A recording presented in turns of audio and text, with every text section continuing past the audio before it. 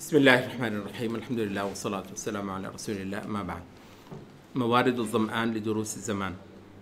اس میں کل سے ہماری نشست چل رہی تھی اخلاص پر۔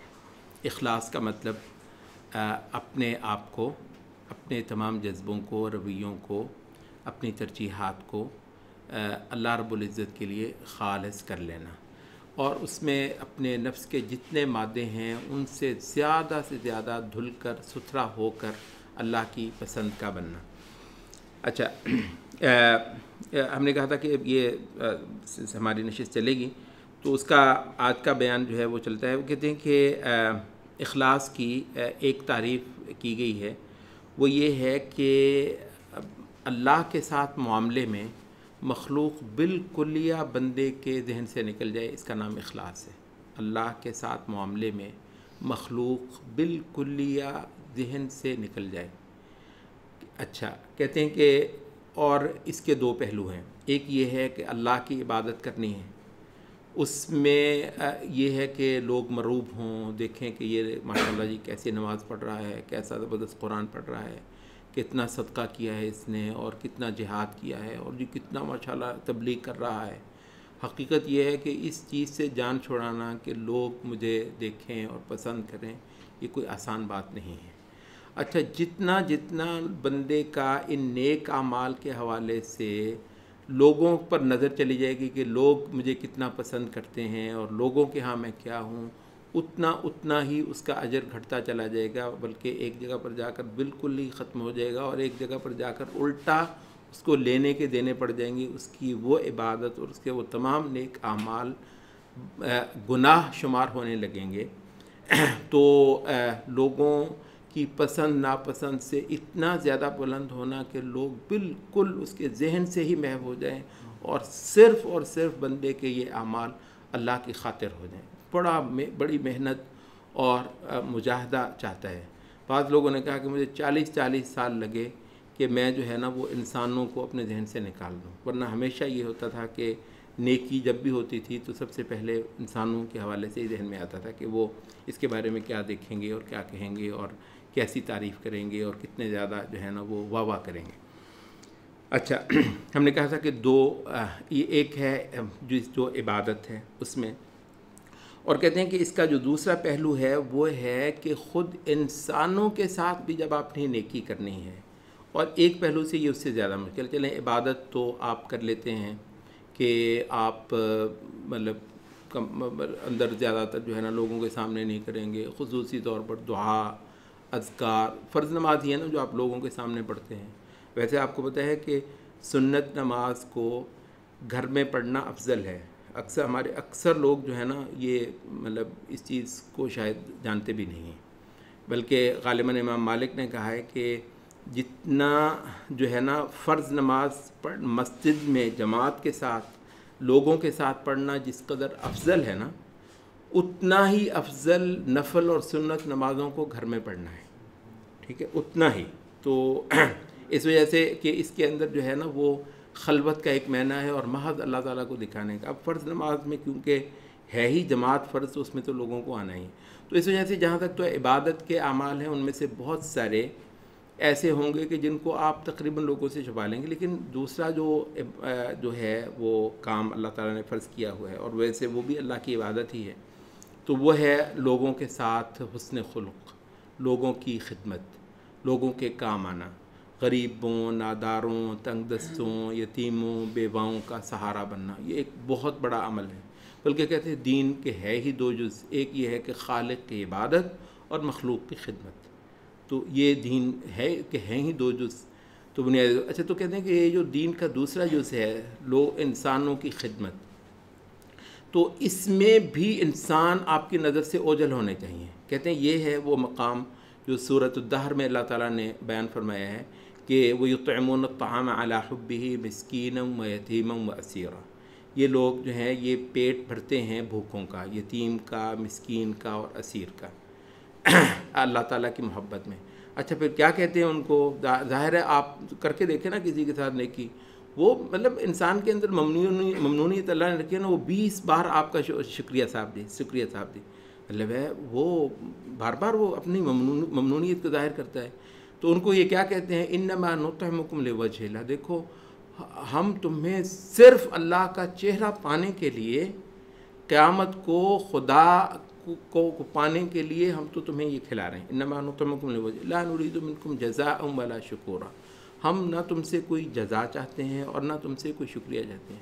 انا نخاف من ربنا یوما عبوسا قمطريرا. یہ تو ہم سب اس وجہ سے کر رہے ہیں کہ ایک بڑے دن کا ہم کو ڈر لگا ہوا ہے. اس دن کی سرخروئی کے لیے ہم تو یہ سارا کچھ جو ہے وہ کر رہے ہیں. تو انسانوں کے ساتھ بھی جو آپ نے کیا وہ اس میں بھی انسانوں کو خوش کرنا، انسانوں کا شکریہ لینا، انسانوں کی واہ واہ کرنا. انسان آپ کے جو ہے نا وہ انسان کا دل تو چاہتا ہے کہ اس نے انسانیت کی خدمت کی ہو تو مرتے وقت تک ایسا آنا چاہیے کہ اس کے مجسمے بن چکے ہیں، اس کے مجسمے نصب ہوئے ہوں اور اس کے نام کے آڈیٹوریم بن رہے ہوں، جناب اس نے جو ہے نا انسانیت کی یہ خدمت کی ہے. تو یہ اتنا بلند اسلام کے علاوہ کون کر سکتا ہے کہ وہ انسانوں سے ذرہ اس کا کچھ بدلہ نہ چاہے، صرف اور صرف خالق کے نظروں میں جچنا چاہے. تو کہتے ہیں کہ اخلاص جو ہے وہ یہ ہے. اچھا اس کے بعد کہتے ہیں کہ دیکھو یہ جو اخلاص ہے کہ خالصتاً اللہ کے لیے جو آدمی کر سکتا ہے وہ کرے، بلکہ کہتے ہیں کہ اسی اخلاص کا ہی ایک ایکسٹینشن ہے. تو کچھ چیزوں کی آپ کو قدرت ہے، کچھ چیزوں کی آپ کو طاقت ہے. نماز آپ پڑھ سکتے ہیں، روزہ آپ رکھ سکتے ہیں، حج آپ کر سکتے ہیں، ہو سکتا ہے کسی درجے میں جہاد بھی کر سکتے ہوں. لیکن یہ ہے کہ کئی سارے اعمال نیکی کے ایسے ہیں جن کی آپ کو قدرت نہیں ہے. اچھا ان چیزوں میں بھی آپ جو ہے کہتے ہیں اخلاص ایک ایسی کمال عبادت ہے کہ جن چیزوں کی آپ کو قدرت نہیں ہے ان چیزوں کا بھی آپ ثواب لے سکتے ہیں کہ اگر کہیں مجھے اس کی قدرت ہوتی تو بخدا میں اپنے مالک کے لیے ضرور کرتا. کہتے ہیں یہ ایسی عجیب عبادت ہے اخلاص کہ آپ کے قدرت میں بھی نہیں، آپ وہ کریں گے بھی نہیں کام، لیکن اس کا اجر لے رہے ہوں گے. اس وجہ سے کہ آپ کی خدا کے ساتھ ایک وفا تھی، آپ خدا کے لیے آپ کا دل دھڑکتا تھا، خدا کی محبت جو ہے آپ کی اتنی تھی کہ آپ کا جی چاہتا تھا کہ پورے جہان کو اللہ کی اطاعت میں دے دوں. اب ہو سکتا ہے مطلب بڑی مشکل سے اپنے وجود پر بندے کو قدرت حاصل ہوتی ہے، گھر والے بھی آپ کی بات نہیں مانتے، ٹھیک ہے، بسا اوقات آپ کے بچے بھی آپ کی بات نہیں مان رہے ہوتے، تو پورے جہان میں کیا ہے، لیکن جی کیا چاہتا ہے؟ جی یہ چاہتا ہے کہ پورے جہان کو مالک کی اطاعت اور فرما برداری میں دے دوں. اس میں اگر سچا ہے تو آپ دیکھیں کہ اس احساس کا اس کو جو ہے وہ اجر ملتا ہے. تو کہتے ہیں کہ یہ جو ہے نا یہ ایک بڑا مبحث ہے اور بے شمار دلائل اس کی صحت پر قرآن اور حدیث کے اندر آئے ہیں. تو اس میں سے چند ایک کا اب ہم یہاں پر ذکر کرتے ہیں. اللہ تعالیٰ فرماتے ہیں کہ وَمَن يَخْرُجْ مِن بَيْتِهِ مُهَاجِرًا إِلَى اللَّهِ وَرَسُولِهِ. جو شخص نکلا اور اس کی نیت یہ ہے کہ وہ اللہ اور اس کے رسول کی طرف کو ہجرت کر جائے. ثم يدرك الموت، نکلا ہی تھا کہ موت آ گئی. فقد وقع اجرہ علی اللہ، تو اس کا پورا اجر اللہ کے ذمہ ہو گیا. تو اب مطلب ہے کہ باقی جتنے مراحل ہیں اس سے نہیں ہو پائے، لیکن یہ ہے کہ ظاہر ہے موت ایک معنی تھی، اب قدرت اس کو باقی نہیں رہی. محض اپنی نیت کی بنیاد پر وہ تمام اعمال جو اس سے نہیں ہو سکے ہجرت کے باب میں، وہ انشاءاللہ اس کا اجر اس کو ملے گا. اچھا وعن ابی ہریرہ رضی اللہ عنہ قال قال رسول اللہ صلی اللہ علیہ وسلم من خرج حاجا، جو شخص حج کے لیے نکلا، فماتا، راستے میں اس کو موت آ گئی، کتب له اجر الحاج الى یوم القیامہ، اس کو حج کا اجر قیامت تک کے لیے ملتا رہے گا، قیامت تک کے لیے گویا وہ حج کے سفر میں ہے. ومن خرج معتمرا فمات کتب له اجر المعتمر الى یوم القیامہ، اور جو شخص عمرے کے لیے نکلا تو راستے میں اس کو موت آ گئی، اس کو عمرہ کرنے والے شخص کا اجر ملتا چلا جائے گا قیامت کے روز تک. ومن خرج غازیا فی سبیل اللہ، جو شخص اللہ کے راستے میں غزوہ کرنے کے لیے، جہاد کرنے کے لیے نکلا، فماتا، راستے میں اس کو موت آ گئی، کتب له اجر الغازی الی یوم القیامہ، اس کے لیے غازی کا اجر قیامت تک کے لیے لکھا جاتا رہے گا.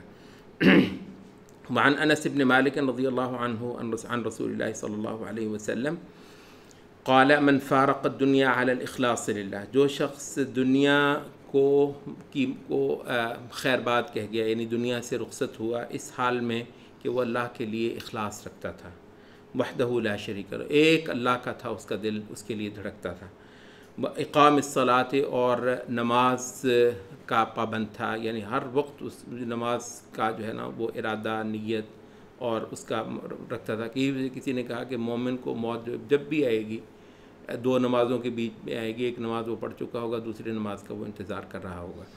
تو جو شخص جو ہے وہ نماز کی اس درجے میں پابندی کرتا ہے کہ میں نے اگلی نماز پڑھنی ہے، ٹھیک ہے، تو اللہ کے لیے اخلاص تھا، نماز کے لیے اس کی یہ حالت تھی. وہ ایتاء الزکوٰۃ، اور اس نے زکوٰۃ دینی تھی. فارقہا واللہ عنہ راض، تو وہ ایسی حالت میں دنیا کو خیر بات کہے گا کہ اللہ اس سے سر تسر راضی ہوگا. تو اچھا، اسی والے سے کہتے ہیں کہ صحیحین میں حدیث آتی ہے عبداللہ ابن عباس رضی اللہ عنہ سے، من ہم بحسنۃ فلم یحملھا کتبت لہ حسنہ، جس نے ارادہ کیا کسی نیکی کا پھر وہ نہیں بھی کر سکا وہ نیکی، اس کے لیے ایک نیکی لکھ دی جاتی ہے. اچھا، وعن ابی کبشۃ الانصاری قال قال رسول اللہ صلی اللہ علیہ وسلم مثل هذه الامة مثل 4 نفر، یہ اس امت کی مثال 4 آدمیوں جیسی ہے. رجل آتاہ اللہ مالا وعلما، ایک شخص ہے اس کو اللہ نے مال بھی دے رکھا ہے، علم بھی دے رکھا ہے. فهو يحمل به في ماله ينفقه في حقه، تو وہ اس علم کی روح سے، وہ علم جو اس کو اللہ نے دین کا، دین کی ترجیحات کا، اللہ کی محبت کا، حق کی نصرت کا جو اس کو دیا ہے. یہاں پر علم سے مراد ہے یہ جو عمومی موحد توحید کا جو علم ہوتا ہے، اللہ کو جاننے، اللہ کی معرفت جو ہے، تو اللہ کی معرفت بھی اس شخص کو اللہ نے دے رکھی ہے اور اس کو مال بھی دے رکھا ہے. سو وہ اللہ کی معرفت کی روح سے جو حق بنتا ہے اس کو اللہ کے راستے میں مال کو خرچ کرتا ہے. اچھا، تو ظاہر ہے کہ اس کا تو اللہ کے ہاں ثواب ہے ہی ہے. وَرَجُلٌ آتَاهُ اللَّهُ عِلْمًا، ایک دوسرا شخص ہے اللہ نے اس کو علم تو دیا ہے، اپنی معرفت تو دی ہے. وَلَمْ يُؤْتِهِ مَالًا، اس کو مال نہیں دیا. وَهُوَ يَقُولُ، لیکن وہ کہتا ہے لو کان لی مثل هذا عملت فیہ مثل الذی عمل، میرے پاس بھی اگر یہ مال ہوتا نا تو وہ شخص جو اللہ کے راستے میں لٹا رہا میں بھی ایسے ہی لٹاتا. قال رسول اللہ صلی اللہ علیہ وسلم، فرمایا رسول اللہ صلی اللہ علیہ وسلم نے، فہما فی الاجر سوا، یہ دونوں اجر میں ایک برابر ہیں. غیر معمولی بات ہے، یہ دونوں اجر میں ایک برابر ہیں. وہ مال لٹا رہا ہے، یہ کچھ نہیں لٹا رہا، لیکن عزم روزانہ کرتا ہے کہ بخدا میرے پاس بھی ہوتا تو یوں ہی لٹاتا. اچھا، فرمایا وَرَجُلٌ آتَاهُ اللَّهُ مَالًا وَلَمْ يُؤْتِهِ عِلْمًا، ایک آدمی ہے تیسرا، اس کو مال دیا ہے لیکن علم نہیں دیا، خدا کی پہچان، دین کی سمجھ اس کو نہیں ہے. فَهُوَ يَخْبِطُ فِيهِ يُنْفِقُهُ فِي غَيْرِ حَقِّهِ، تو وہ اپنے اس مال میں خبط مار رہا ہے اور جہاں نہیں لگانا چاہیے مال وہاں مال لگا رہا ہے. وَرَجُلٌ لَمْ يُؤْتِهِ مَالًا، اور چوتھا آدمی ہے اس کو اللہ نے مال نہیں دیا، وَلَمْ يُؤْتِهِ عِلْمًا، اور علم بھی نہیں دیا، نہ دین کی سمجھ دی ہے نہ مال دیا ہے. زیادہ انسان تو اللہ معاف کرے یہی ہیں، ایسے ہی ہیں سب. یقول، لیکن وہ کہتا ہے لو کان لی مثل هذا، اگر میرے پاس بھی مال ہونا اس شخص کی طرح، عملت فیہ مثل هذا الذی عمل، جیسے یہ جو ہے نا بےہودہ خرچے کرتا ہے، جہاں جہاں یہ تباہ کرتا ہے اپنے مال کو، ویسے میں بھی کروں. کتنے لوگ ہیں یار میرے پاس بھی ہونا تو میں پتہ نہیں کیا جو ہے نا حرام کاری کروں. قال رسول اللہ صلی اللہ علیہ وسلم، فرمایا رسول اللہ صلی اللہ علیہ وسلم، فہما فی الوزر سوا، یہ دونوں گناہ میں ایک برابر ہیں. وہ بدکاریاں کرتا ہے، یہ بدکاریاں نہیں کرتا اس وجہ سے کہ اس کے پاس پیسے نہیں ہیں، چلیں وہ بدکاریوں کا کچھ مزہ تو لیتا ہے، یہ مزہ لیے بغیر بھی اتنا ہی گناہ اٹھا رہا ہے جتنا کہ وہ اٹھا رہا ہے. کہتے ہیں یہ ہے اخلاص، یہ ہے اخلاص کا مول جو اللہ رب العزت کے ہاں پڑتا ہے. سبحانک اللہم و بحمدک، اشہد ان لا الہ الا انت.